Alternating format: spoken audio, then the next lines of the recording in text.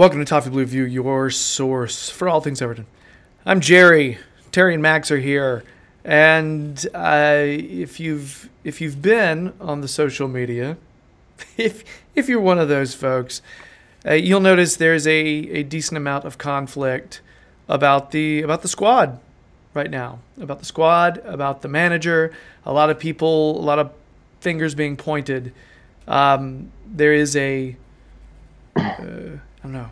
We like to blame the humans. We like to say, that's what's wrong. Let's fix it. It's his fault, right? So we like to do that. It's a thing. So hence, a lot of the Silva outshouts have begun. A few weeks ago, we did a segment about having patience with Silva. I don't want to make this a patience segment. I want to go ahead and be clear. This is not one of those segments where we say, hey, it's going to be okay. This is not a hug segment. That's not what this is, all right? However, we need to analyze how we're feeling. So we're going to talk about this. If one of the three of us is frustrated, we need to say it. And let's figure out how we're supposed to be feeling about this, all right? So, Max. Starting with Max on this one.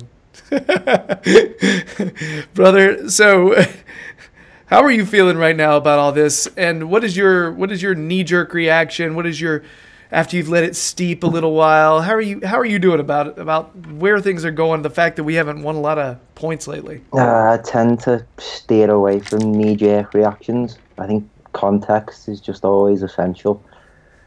Like, you think about Farhad Moshiri's put north of £200 million into the club.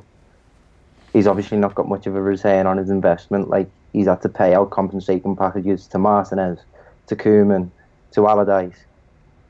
And obviously that goes into the segment that we're going to do later about there being no money available for transfers.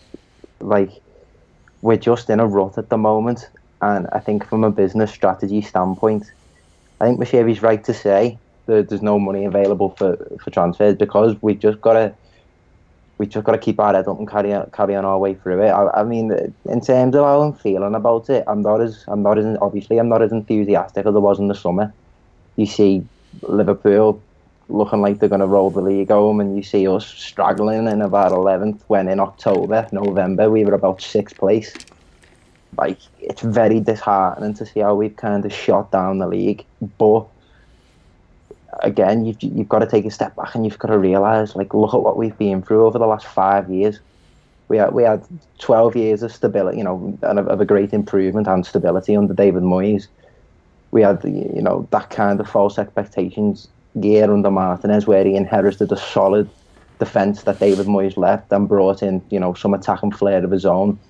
Once that went away, it left to the squad that he's brought in himself, and that didn't turn out to be very good considering how we were defensively. And I personally would take the same approach to what we did with Martinez. And remember, after the first season, we were like, yeah, great, that's how it goes when we're doing well under Martinez. We had the second one where that's what it's like when it's not going so well under Martinez. And then you have the third season to be judgmental.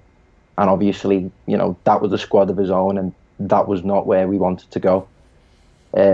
So for me personally, I feel like ideally you want to give a manager, in this case Marco Silva, you want to give him the time to get in the players of his own, to play the formation that he wants, to implement the tactics, the tactical system that he wants, because we haven't got the back line to be playing off from the back like he wants. Obviously, I think when he first came, he said he wanted to play a 4-3-3 with a 6, and at the moment we're playing 4-2-3-1, and we look a long way away from having the players to change the formation. So, it's just one of them. You just got to keep your head up and thug it out, really. All right. I'm not going to do a whole lot of commenting till we all kind of get to unload. So, Terry, how are you? Sorry. Yeah, I am the same now as I was in the summer.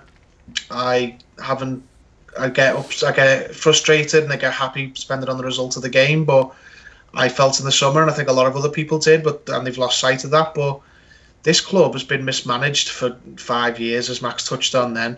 Mismanaged all the way up. No one's exempt from blame. We've made bad managerial appointments. We've made a hell of a lot of bad recruitment decisions. And I said at the start of the summer, and I wasn't the only one, but I've not lost sight of, this will take a while to turn around, but turn around it will. I don't care what Liverpool are doing, whatever. Like, no, they don't believe that, and they think that we all think about them more than us. Yeah, don't get me wrong. When they were going to the Champions League final and we had Allardyce, that was bad. But that was just because we were that bad and they were that good. Right now, the way I look at it is, there's going to be some pain, especially in the first season. There's going to be some results like this. There'll be more than this one. There's going to be some difficulty in making the change that we want to make. We've got a lot to do. We brought in Marcel Brands to oversee a complete identity transition at the club. It's an overused term, transition in football, but I think it's right in this case. Everyone's having a transitional year, obviously, whenever they've got anything new tea lazy, but in a transitional year. But we have got brand new CEO. Now she may not be new to the club, but she's new to that position. We've got a new director of football who is the main man at the club for all football aspects, and a brand new manager. Now, we have brought in a lot of players under Silva and Brands, not all of them permanently. We haven't brought in a whole new squad. There are still some players who Marco Silva's playing with half a squad at the minute that he can use. He can't turn to some of the players in his squad like every other club in the league who've had a plan in place, had a structure. Bournemouth can use all of their squad. Watford can use all of their squad. Everyone, for the most part, apart from the odd exception, can use all of their squad. We can't turn and use a different central midfielder because there's a massive drop-off in quality. You imagine how much worse we'd be if we played Schneiderlin over Gomez, or if we played... He's gone now. If we had to play Nias instead of Richarlison up front, it's just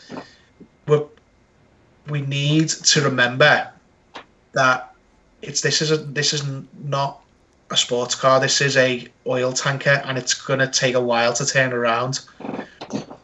There's just nothing else we can do. It's frustrating, but we will never ever get anywhere by replacing managers constantly. People say, well, Chelsea do it. Chelsea can only do that because they've always had, and have for the past few years, a top squad of players. And more or less about 16 plus of them are the same, and 3 or 4 get changed each year at the most.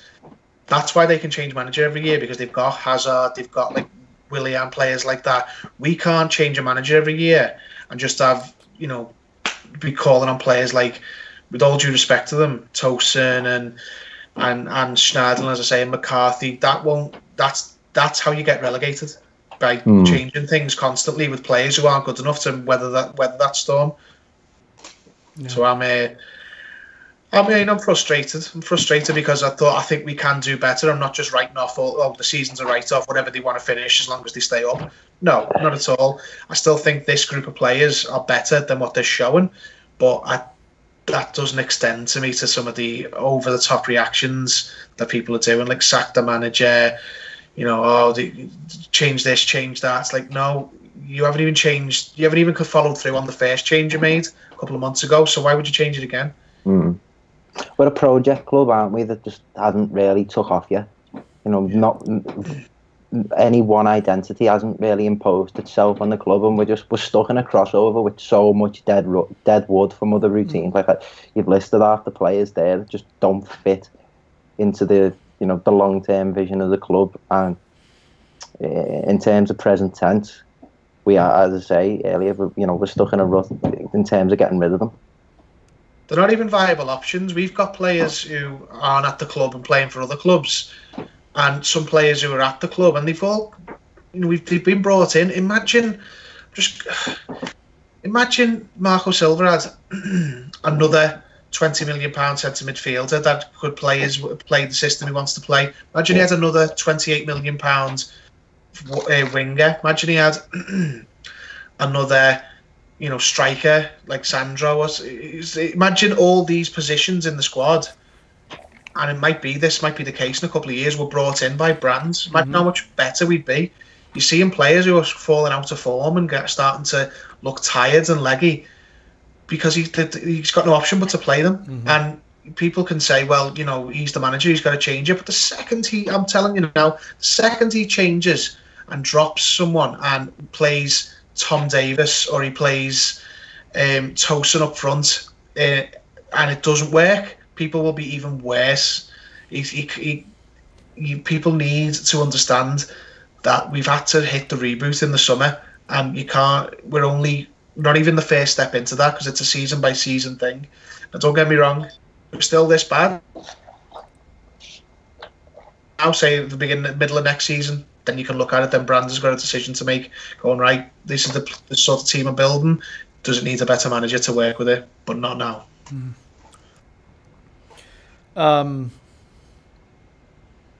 It's something we were talking about in the last segment. I mentioned sloppy play. I think a big part of that is leggy, is lack of a squad, is just flat out human fatigue. I think that's part of it. And not even that. I think I'm not going to say mental because they're professionals. They're supposed to be able to deal with the season. You know what I mean? That they should not be mentally tired mid-season. That's not something that should be the case. However, you know, some of the players, some of the plays they're making, they seem tired. They seem like they're not all the way there. The fact that there's not a spring in our step when we're chasing after a second ball. There's a lot of that, all right? And having a not so deep squad, it's just shallow. It's a shallow squad that we're dealing with right now. I think it's a part of it. I'm with everybody who says Saturday was not good enough. I'm with you. Okay? It was not. It's one of those things. I imagine like watching a match with like a neutral who's come in and you're like, "Hey, I'm watching the game. I'm gonna talk to you about Everton. We're gonna watch Everton play right now." Imagine convincing a neutral based on that performance. It's really, really difficult to basically say, "Hey, there's hope. There's excitement here. This is a young team, young manager." No, it didn't feel like a lot of hope at that time. So I get the negativity. I do. We were talking a little bit earlier off camera about social media's effect on supporters. And I said, what was it like for you guys? Because since I've been supporting Everton, there's always been social media. Okay? Because I just haven't had that experience. But what was it like for you guys supporting Everton when there was no social media? All right? How did the organism of frustration function? All right? So let's go with Terry then Max on that, because it's something that I think actually does play a part in our frustrations. The fact that we can instantly vent, just get it out there immediately. Max was talking about that knee jerk. Our knee jerks are out there, and they're there now. That's not something specific to Everton, really. It's wider football fandom, but yeah, it's hard to even remember now, but what I can remember is sort of changes in support and mood definitely took longer. Like, there was no meltdown after a defeat. There was a meltdown after a bad defeat or a big game defeat, but when there was a run of bad form, it took a while for the fans to really start to change the way they felt, and you had to wait to feel it at Goodison and in the crowd. You couldn't, just see it on your phone as soon as you got out to the ground, and then get everything blown out of proportion. Now that also ties into expectations may have been different then, and in a big way, I think not related to social media, but I think the supporters had a bit more of a connection with that team just because it was built over a longer time and there wasn't the constant recycling of players and managers like there is now. So that sort of coincided with it. But it's like anything. Football fans are just reactionary animals. If we win, everything's great. Everything's going okay. Silva is, it's going to take a while, but he's got a plan and trust in brands and everything, and Mashiri's backed us properly. And then if we lose a game, especially a game that we don't think we should lose, then it's, you know, frauds in the club and, you know, not fit to be, you know, this and not fit to be that. We all feed off each other. It's like it's an echo chamber. If I sometimes just, if we lose, I just switch it off because I'll end up arguing with people because there's no telling people. I understand people being frustrated and I understand people say things and then calm down. I do it myself a lot, but it just feeds on your bad mood. Like everyone has a bad mood when you lose, but it never used to be the case that you could experience everyone else's bad mood. And that's what it is now. That's great. Sorry, I just love wording it like that. That's I will use that. Yoink. Max, what do you got on this? I think essentially social media gives a platform to ill-informed people to just voice their displeasures and gather as a community, and they give each other false approvals, which makes them feel like they can take on anyone, even if whoever challenges them is more well-informed. So, for example, these get the manager out shouts, like, come on, he's not even been here a season. We know he shows promising signs. He has a philosophy of football which I think the majority of Evertonians can buy in on when it's played right. But, you know, for example, like you just said, when there's a defeat, personality factors into it, your mood factors into it, and obviously now this with social media, it's why recently I've just stayed clear from it altogether. People can just jump on there and say whatever they want, no matter how well informed they are, and that's not necessarily always correct. And some people take it upon themselves to feel like they have to change the opinions and perspectives of other people, which I just think it's all a bit futile, because life isn't social media, you know. Twitter's not real life. It's hard for some people to wrap their head around that these days, but it is what it is. Essentially, we are not where we should be. There's no two ways about that. But it's gonna take us a while, a long time, with the top six rocket fueling. It's looking almost as if there's going to be a European Super League within the next 5 or 10 years. We've got a lot of catching up to do, and unfortunately we are where we are, and we've got to continue to dig our way out of it. Yeah, Max, you said something that I latched on to earlier, because I feel like it's the way I want to approach subjects like this. Context is the key word for me about all this, right? Let's say our performance Saturday is the average performance for us the rest of the season. Context changes, doesn't it? Yeah, of course it does. But if you've been an Everton supporter for long enough, shit like that isn't uncommon. I've seen a lot of shit Everton games in my lifetime, and I'm only 20, and I expect to see more. You know what I mean? I'm not expecting us to turn into Manchester City anytime soon. You're gonna have to tough it out and wait a few years before we start playing nice football. We show it every now and again because we've got players of good individual quality. How long have they been together? Like 7-8 months? They're obviously not always, they're obviously not all on the same wavelength here. They haven't been playing together for the length of time, for example, a David Moyes had. And that is something particularly me and my generation. We've been accustomed to seeing a team that's been the same for the last couple of years, you know what I mean? So, as I say, for me personally, I think you've got to give him 3 years to judge him fairly, unless it becomes, as you say, that level of performance becomes the norm and it becomes a Big Sam-style rot, which I can't envision it to under Marco Silva. I think Marco Silva's he got a head on his shoulders, to be honest. Essentially, with obviously Marcel Brands being the director of football and the head of football and operations now, Silva is just a head coach, so he is replaceable. There's no mistake about that. But I will give him the time. Gotcha. See, that's the thing for me. Is I'm right now, context-wise, I can still remember a decent performance recently. You know what I mean? It's not one of those situations where we're sitting there like, when's the last time you actually watched us and had a moment where you got to your feet and was like, yeah, you know what I mean? Like last season there was such a long the rot. That's another good way of too much too much rot, and you just have no interest. And I'm not there yet. I still have hope when we go into games that we're going to actually be lively. I still have that hope. Now, last year it was more like abandon all hope, ye who enter here. That was pretty, yeah.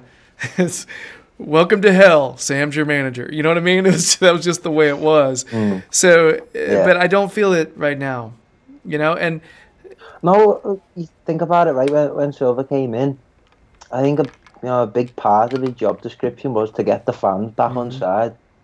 And that is something I can't think of a time where he hasn't gone on camera and mentioned something about the fans or the encouragement that the fans are giving the players during a game.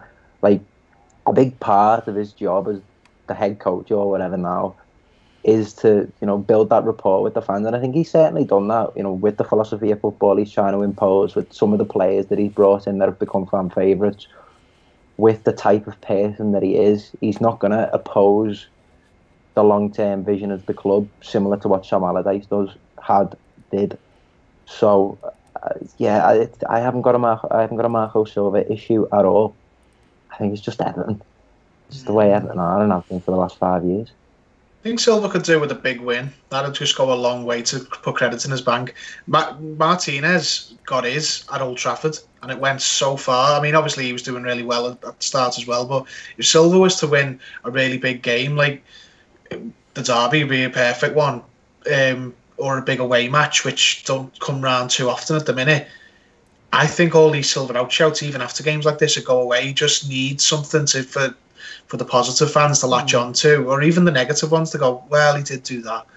And I think that's the only thing he's missing, and I think it will come. It's just because he's ran some really good teams close this season, and hopefully it pays off eventually. The issue with that, I think, is, and again, I keep saying that I need to look it up, but I haven't, so I haven't got the specifics. It's similar. It's the argument against, and I suppose you get this from the negative fans, it's exactly what happened when he was at Watford. I know he's got no one turning his head at the minute, so he hasn't got what we were last season, pulling him the other way, and you can put the case forward for Richarlison as well. I know we've talked about it a lot. I see it as post that 1-0 loss in the derby. A lot of people can say he did the same, December onwards when he was at Watford. Everything just seems to drop off. Richarlison doesn't seem to turn in, and the results just don't seem to swing his way. Farhad Moshiri said he's put a big bet on him. So I think we're just going to have to wait and see. Yeah. Yeah, it's not exactly the kind of time where we're super excited. I think all three of us are, none of us, I think, right now are saying Silva out. So we're not saying, hey, we're going to absolutely smash him this weekend. But at the same time, we're not saying, hey, let's rebuild again. It's because we're rebuilding. I think that is the way we're viewing it. Yeah. It's a touchy subject right now because with passionate fans, passionate moments, they're going to, the iron runs hot. It's the way it is. So, yeah. Anyway, okay. Well, I guess that's our commentary on the state of the club right now and how we're feeling about Silva and about the players. By the way, at some point, players need to take some responsibility as well. Not all just about Silva. That's a thing. But I think right now, I'm thinking about circumstances. That's all. So, all right, that's it for our State of the Club segment. If you've been digging the videos, please subscribe to the Toffee Blues YouTube channel. Check out our podcast, too, if for some reason you don't want to watch our faces. You can listen to us. Also, check out little Terry on his Twitter timeline. He'll tell you when he's showing up on the Liverpool Echo fan jury. He writes Everton words. You can check them out. He has views. Also, Max does a number of things. Does a lot of work, analysis on just football in general, but specifically he also does work for the Toffee Blues website. So keep an eye on his Twitter timeline. He'll tell you when and where. That's it. We're going to move on and talk about how there's no money for transfers. It's awful. Bye.